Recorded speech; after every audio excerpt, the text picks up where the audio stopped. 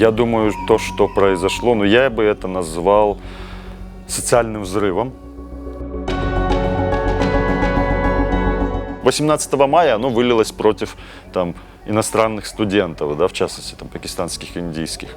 И вот то же самое оно может вылиться и, на самом деле, против власти. Дети перегружены непонятно зачем какой-то информацией.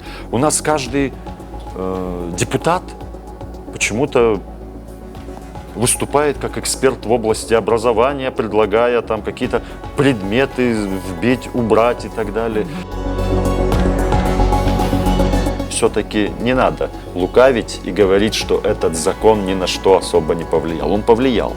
И сильно. И он еще не начал даже свое полноценное влияние на страну. Эларалык Сорос Кыргызстан фондунун директору Шамил Ибрагимов, Улуттук коопсуздук комитетинин тергөөчүсү. Последний инцидент, назовем его так, который был, когда к нам пришли с вопросом о легитимности покупки этого здания, он был достаточно оперативно решен, потому что это здание купили там, 28 лет назад.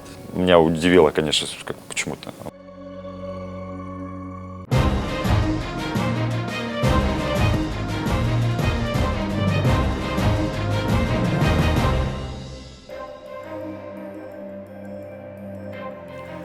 Здравствуйте, в эфире радио «Азаттык». В пражской студии Айнура Джекшигызы. Какие уроки надо извлечь из событий 18 мая в Бишкеке? Как уровень образования влияет на такие проявления агрессии?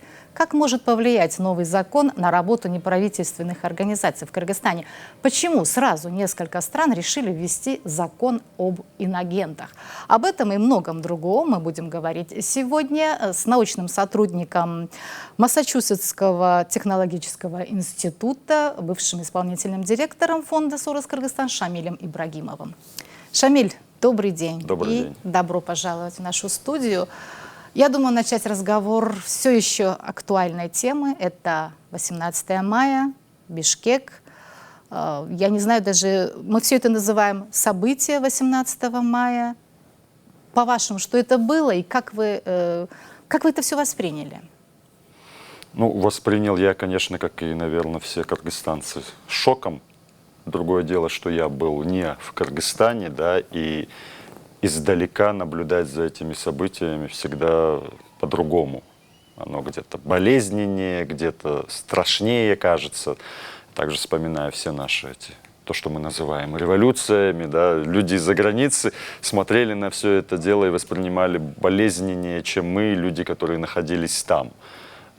Поэтому у меня, наверное, чуть-чуть искаженное восприятие этих событий. Но в целом, я думаю, то, что произошло, ну, я бы это назвал социальным взрывом, который, ну, вот прорвался он вот в таком виде, вот по таким причинам, вот в такой форме.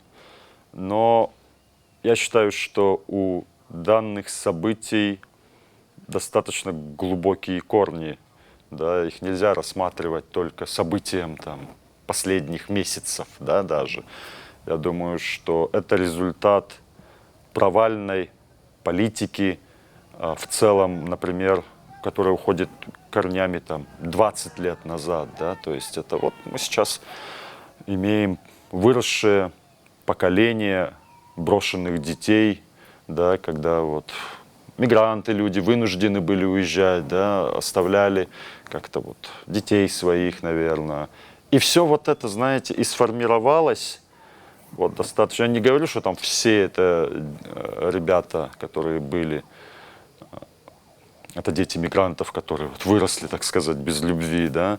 Но я хочу сказать, что это такой достаточно в совокупности неудовлетворенность, в какой-то степени раздраженность, наверное, и напряжение в обществе, ну, которое, вот, к сожалению, вылилось вот так. Да? То, что мы наблюдали, мне, например, все это напоминало все эти события, знаете, там, 2005 года, 2010 года, 2020 года. Я в Твиттере писал об этом еще, что свое замечание, что, слушайте, ну, мы сейчас наблюдаем, что вот, ну, вот 18 мая оно вылилось против там, иностранных студентов, да, в частности, там, пакистанских и индийских. И вот то же самое оно может вылиться и, на самом деле, против власти. да, и это не кто-то где-то оркестрирует и организовывает, оно естественным образом просто, вы знаете, прорывается и выливается. Вы знаете, власть, говоря о власти, возбудили уголовное дело, обещали наказать всех виновных и, в принципе, задержаны несколько человек и так далее. Еще уволены ответственные работники в милиции. Достаточно ли это? Нет, ну, конечно, сейчас государству нужно показать верховенство закона. Да. Сейчас, конечно, нужно подобные вещи жестко пресекать и наказывать не только зачинщиков, да, которые все вот подняли эту волну на каком-то хайпе в социальных сетях. Нужно, конечно же, и наказывать тех, кто не реагировал, те, да, правоохранительные органы, которые должны были оперативно реагировать, и как-то это все допустили, упустили. Но это уже, знаете, это как с лечением, да, ну все, мы уже тут пьем таблетки от того, что проявляются вот эти вот признаки, так скажем, болезни, да, но мы ее еще не стали лечить. Мы только озноб сбиваем, да, мы только температуру сбиваем, но мы еще не начали лечение полноценное. Как лечить? Ох, я думаю, что здесь совокупность многих факторов должна быть.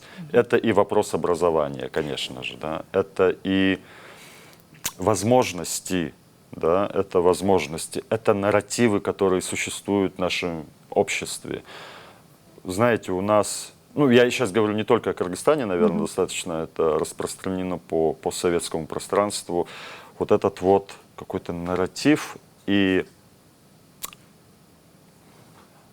как бы это описать, знаете, вот эта вот культура, такая насилие, да, у нас самые популярные это все-таки спорт, у молодежи это единоборство, да, и вот это вот все, оно все крутится вокруг какого-то такого, знаете, токсичного насилия, мускулинности и мачизма и все такое, что как бы мускулинность и так далее, все это окей. А можно ли вот все-таки мускулинность приравнять к агрессии? Знаете, ну, все хорошо в меру, да, я не говорю о том, что мускулинность по определению зло. Нет, это нормально, это часть нашей природы мужской. Другое дело, когда она начинает культивироваться и превращаться во что-то излишне токсичное, когда это начинает проявляться в виде агрессии, да, и так далее. Вот здесь, да, здесь начинаются уже проблемы. Вопрос тогда в том, каким образом культуру формировать у нас в обществе, да, и можем ли мы ее формировать, либо она все-таки культура, это уже следствие проявления. Вот у нас мы в Кыргызстане зачастую, да, и опять-таки на постсоветском пространстве мы очень линейно всегда подходим, да, культуру, будем сейчас развивать культуру, а она не так формируется. Культура — это устоявшиеся практики. Практики — это следствие определенных, да, действий, которые в свою очередь следствие твоего мыслительного процесса, да, твоих наборов там, ценностей, убеждений и так далее, и о чем люди говорят. И потом оно все формируется вот в эти все практики, а потом оно формируется в культуру ту или иную.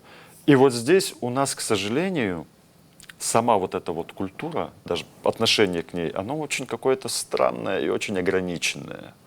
Вот мы в фонде Сороса, последний мой год работы как раз, у нас была программа по искусству и культуре, и мы запускали такой большой проект один, мы его назвали «Микстура». Суть проекта заключалась в том, что мы поддержали порядка 18, что ли, различных культурных мероприятий в городе с основной задачей показать людям, что культура может быть очень разная, что культура — это не только этническая часть культурная, да, там, вот, культура кыргызов, да, бывает культура барменов, бывает культура вождения, бывает культура в том или ином виде проявляется. Культура проживания в городе. Да, да, культура взаимодействия друг с другом, да. И мы хотели показать вот это разнообразие, что богатство культуры именно в разнообразии. И сейчас, к сожалению, в Кыргызстане многообразие не приветствуется, многообразие удушается, да, и потом мы получаем то, что мы имеем. Я считаю, что проблема заключается... И сейчас мы обратно возвращаемся, знаете, к разговору о вот этом подавлении гражданских свобод, о подавлении свободы слова и так далее, что результатом подавления вот этих гражданских свобод в конечном итоге сужение вот этих всех пространств, не только гражданских пространств, сужение и культурного пространства, и образовательного пространства во всех смыслах. Люди капсулируются, люди закрываются, люди остаются в каких-то своих маленьких социальных пузырях, потому что не чувствуют себя комфортно, выходить из них, взаимодействовать с другими, и все, в конечном итоге мы получаем достаточно высокий уровень социальной напряженности. По-моему, так. Но об этом можно говорить очень долго, Да. потому что это очень сложные, Вы комплексные, знаете, глубокие вот мои вещи. коллеги попытались составить такой социальный портрет, скажем, вот участников этих погромов, не знаю, этих событий, скажем так, наверное, да. И вот они там говорили со многими экспертами, которые говорили, знаете, о причинах, в том числе вот невежество, отсутствие образования. Здесь хочется сказать еще о том, что вы были общественным советником Да. министра образования. И как вы думаете, вот можно наше образование еще как-то спасти? Или уже... Я думаю, и можно, и нужно. Вопрос лишь в том, что мы хотим, что мы ставим целью и производным системы образования. Вот нам вот это нужно на самом деле сейчас понять, да, что мы хотим видеть результатом системы образования. Мы хотим просто ПИСу проходить, да, чтобы нам мучительно стыдно не было за то, что мы в самом низком списке, да, по качеству образования. Мы хотим детей обучить. Окей, хорошо. А каких детей? Чему подготовить? Мы хотим, чтобы они просто умели что-то делать руками, зарабатывали. Мы хотим, чтобы что? Вот здесь я думаю, что нам вообще... Мы все время как-то очень поверхностно к этим вещам относимся, а нужно разобраться, что мы хотим иметь на выходе, и тогда уже анализировать более глубоко. Что я имею в виду? Я считаю, что продуктом национальной системы образования должен быть разносторонне развитый гражданин. Помимо того, что он умеет анализировать, понимать, да, и так далее. А мы сейчас, наша система образования, наточена на то, чтобы знаний туда напихать. Старая парадигма системы образования, которая основана на том, что вот еще когда не было ни интернета, ни гугла, да, ни искусственного интеллекта. И мы пытаемся до сих пор детям напихать кучу знания как такового, технического знания, да, там, чтобы они даты помнили, там, каких-то исторических событий и так далее. А дети потом не способны видеть, если мы возьмем историю, например, да, они не способны видеть паттерны, которые происходят. Например, там, то, что сейчас происходит в мире, происходило давно, во время Первой мировой войны, Второй мировой войны, да, то, что как ведет сейчас себя Кремль, да, его внешняя политика, его внутренняя политика, кому он апеллирует, как он мобилизирует свои внутренние ресурсы и создает нарративы. Ребята, это все мы проходили как человечество в 20 веке, которое привело к фашизму, потом пришло, привело к Первой мировой, потом пришло к реваншизму, потом пришло к фашизму, потом мы ужаснулись, куда мы пришли, и мы все это проходили. И вот система образования, по-моему, она должна быть фокусирована на то, чтобы научить детей мыслить, а мы их не учим мыслить. У нас система образования достаточно авторитарная, начиная с того, что министерство диктует все, что и как нужно наполнять образовательный процесс, перегружает очень сильно. И там и учителя у нас выгорают, у них нет возможности для того, чтобы максимально творчески подходить к своему процессу. Дети перегружены непонятно зачем какой-то информацией. У нас каждый депутат почему-то выступает как эксперт в области образования, предлагая какие-то предметы вбить, убрать и так далее. И если мы продолжим разговор о фонде Сороса. Он недавно объявил, что после принятия этого закона об иноагентах, мы для сокращения, да, его так называем, да, он уходит прекращает свою деятельность в Кыргызстане, на что один из представителей нашей власти сказал, что, в принципе, они и давно собирались, как бы сворачивали свои программы и как бы, ну, неправильно, мы не понимаем, почему они привязали это именно к этому закону. Ну, ведь это правда, они же давно как бы уже объявили, что как-то сворачивают программы, и, по-моему, даже уже в Алмату переезжали. Нет, наоборот, как раз-таки в Алмате наоборот. оно закрылось. Да-да-да. Ну, трансформировалось. Знаете, я так отвечу на этот вопрос. Внутри фондов открытого общества, да, происходят свои определенные процессы. Происходит своя трансформация, с которой можно быть согласным, можно быть не согласным. То, что происходит внутри большой организации глобально, это в конечном итоге все есть определенного рода конкуренция, да, за ресурсы. Даже внутри больших организаций, которые занимаются развитием, есть тоже своего рода приоритеты и распределение бюджетов, да, по приоритетам тематическим, географическим и так далее. Да. Вот вы работаете в Азатык. У Азатык, я уверен, что как у большой организации тоже бывают какие-то внутри сейчас важные такие приоритеты, куда ресурсы могут быть направлены больше, да, и внутри между там, вашими отделами могут происходить, так сказать, конкуренция, да, за то, чтобы эти ресурсы как-то к себе больше привлечь и так далее. Вот в ОСФ и в ЮСАИДе, и во многих других происходит тоже, она не коммерческая такая конкуренция, да, но конкуренция за внимание, конкуренция за то, чтобы именно вот эта география сохранилась. И вот, к сожалению, в ОСФ, да, приоритетность нашего региона в целом, она стала спадать. Это проявилось в том, что, да, в Таджикистане фонд вообще закрыли. В Казахстане он трансформировался. Но в Кыргызстане мы добились того, чтобы он остался. Мы показали, что Центральноазиатский регион, он важен. И фонд Сороса должен оставаться в своем присутствии, свое сохранить в Центральной Азии. И фонд Сорос Кыргызстан это был тем самым, знаете, якорем, наверное, ОСФ в целом, где мы убедили.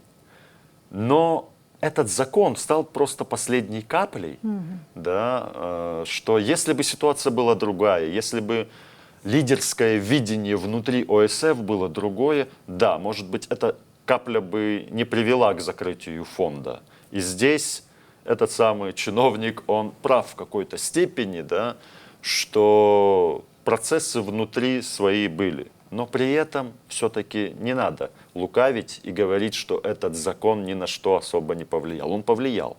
И сильно. И он еще не начал даже свое полноценное влияние на страну.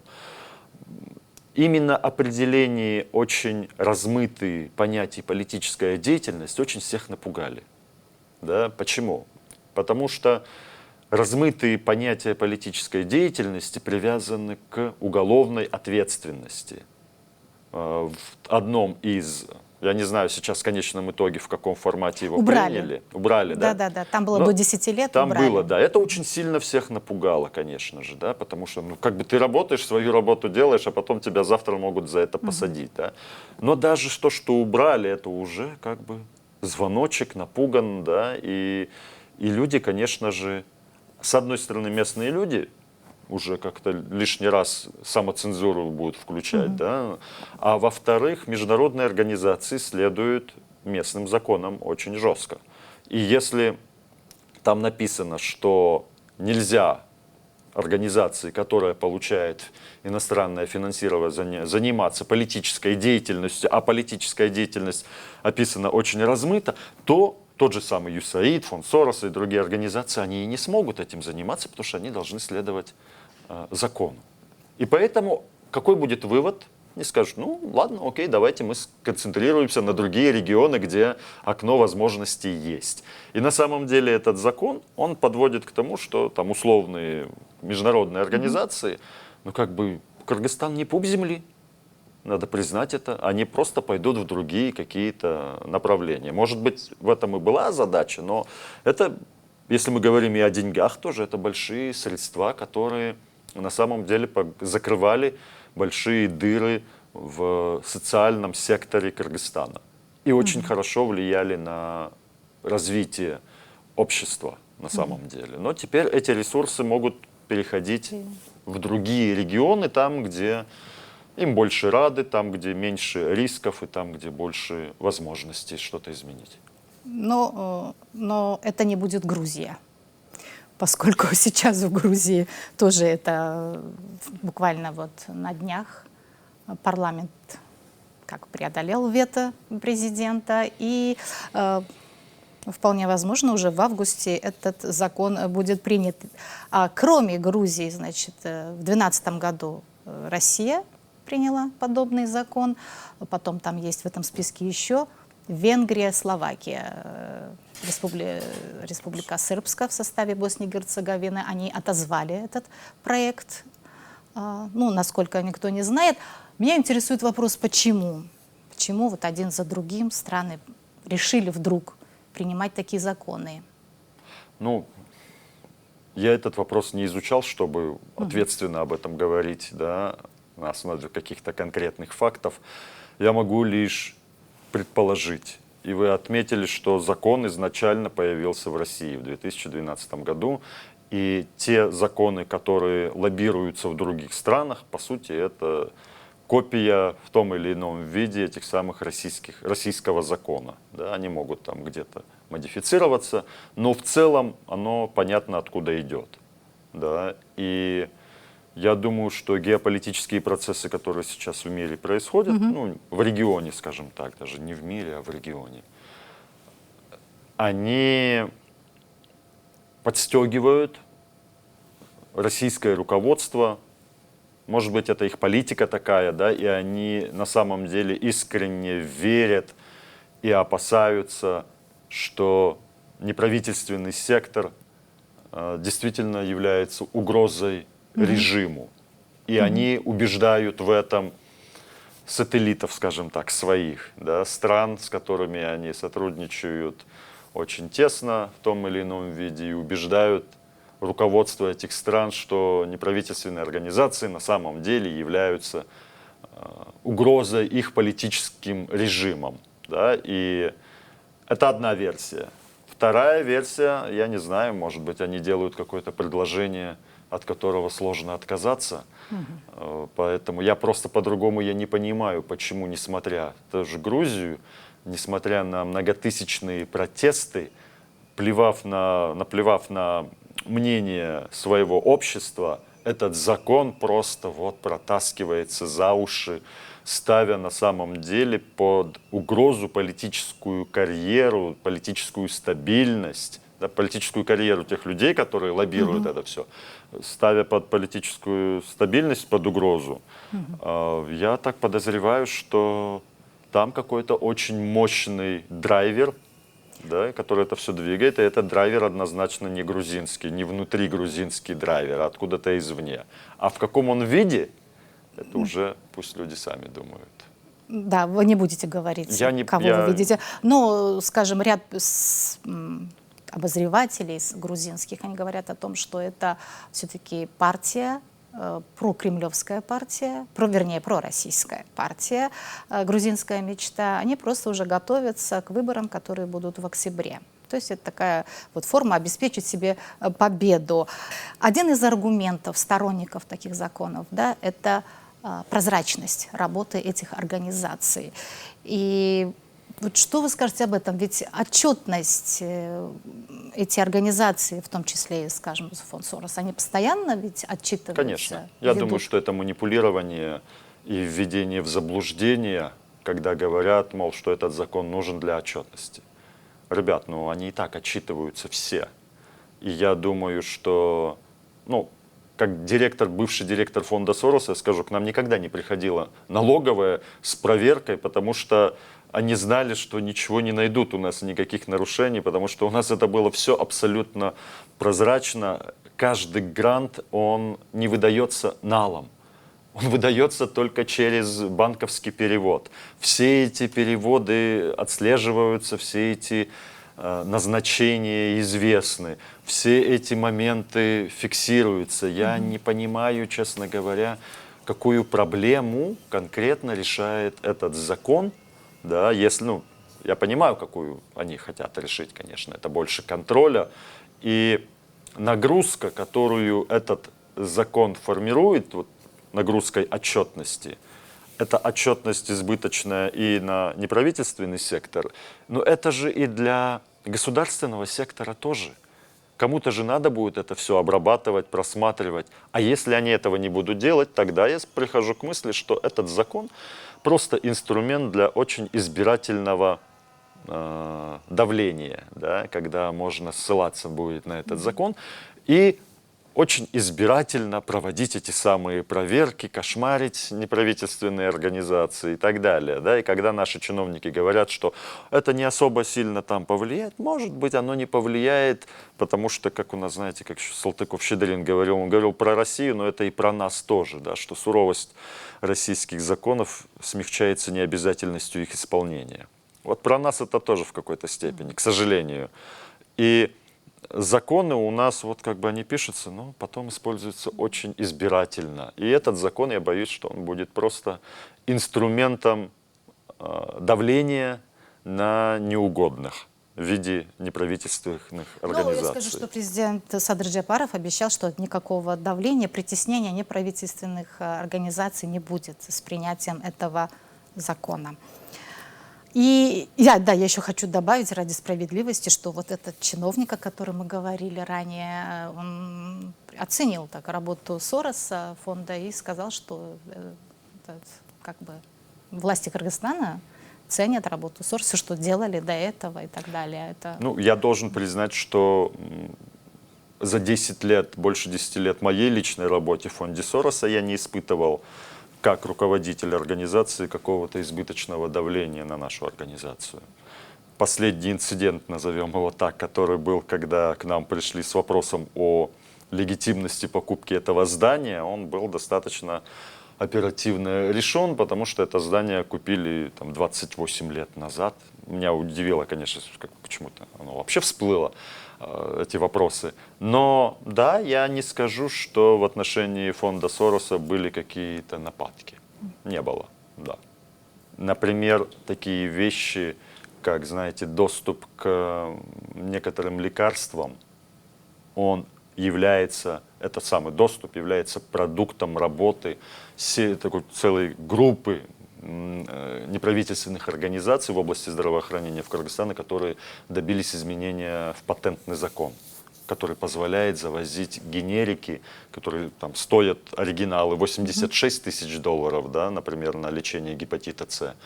А генерики, которые производятся в Индии, они стоят 2000 долларов. Разумеется, за 86 тысяч долларов никто не мог позволить себе, очень мало кто мог позволить себе подобное лечение. А за 2000 могут очень многие все-таки, когда это вопрос жизни и смерти, могут себе. Но патентный закон наш много лет назад не позволял завозить легально эти самые генерики. Была проведена большая работа, и сегодня, например, они могут завозить. Это спасает жизни. Но вот в таком контексте никто не рассматривает влияние неправительственных организаций, да, и не осознает. Всегда думают, что это всегда только политические какие-то требования и так далее. Нет. Работа международных организаций и именно неправительственных организаций в Кыргызстане, она очень недооценена и не видна. И она решает кучу вопросов, кучу проблем, куда государство не способно дотянуться. И поэтому воспринимать, в том числе через подобные законы, неправительственный сектор как каких-то врагов, да, как каких-то... Есть такое любимое слово «бузуку». Да, бузуку неправильно и вредно, потому что на самом деле неправительственные организации, они закрывают так много дыр, которые государство еще даже не осознает. И если сейчас этот закон напугает этих самых людей, которые не получают там какие-то миллионы на самом деле, да, они это делают... Им нужно кормить свои семьи, они, разумеется, получают зарплаты и так далее, но они это делают, потому что по-другому не могут. И вот если, тем не менее, их напугают, и они свернут свою деятельность, мы увидим очень много дыр в социальном секторе, которые, как выяснится, закрывались неправительственным сектором. Но тогда будет уже очень больно и очень сложно. И опять-таки, хватит ли у нас прозорливости понять причинно-следственные связи тех проблем, с которыми мы столкнемся. Спасибо большое вам, Шамиль. Спасибо. Нашим сегодняшним гостем был Шамиль Ибрагимов, бывший исполнительный директор фонда Сорос Кыргызстан, научный сотрудник Массачусетского технологического института. На этом я с вами прощаюсь. Это было радио Азаттык. До свидания.